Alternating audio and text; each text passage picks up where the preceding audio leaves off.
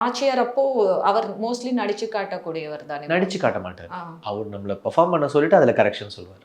Okay. நீ இதை பண்ணு அப்படின்னா, சரி இப்படி பண்ணாத, இப்படி பண்ணு, ஆ.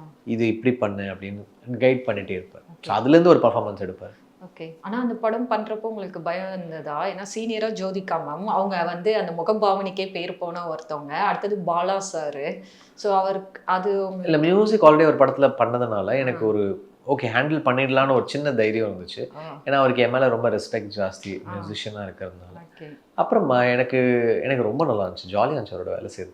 அவர் வந்து நம்ம ஃபோக்கஸ்டாக நம்ம ஃபோக்கஸ் அவர் மேலே இருந்துகிட்டே இருந்துச்சுன்னா ம். அவர் வந்து he's a great teacher. Oh! Okay fine. So நான் என்ஜாய் பண்ணேன் அவரோட ஒர்க் பண்ணேன். ஆனா நீங்க ஆக்டர் ஆகணும்னு முடிவு பண்ணதுக்கு அப்புறமா ஏதாவது கிளாஸ்லாம் போனீங்களா? போனேன் நான் நரேன், நம்ம ஆ. ஆடுகளம் ஆடுகளம், நரேன் yes. அவர்கிட்ட ஆக்டிங் கிளாஸ் போனேன். ஓ! அது ஸோ ஃபோக்கஸ்டா ஹீரோவா வர்றதுக்கு ப்ராப்பராக ட்ரெயின் பண்ணேன் நான். ஓகே. ட்ரெயின் பண்ணேன். அப்புறம் பாலா சார் கிட்ட வந்து ரொம்ப ஒரு நல்ல ஒரு இது கிடைச்சது.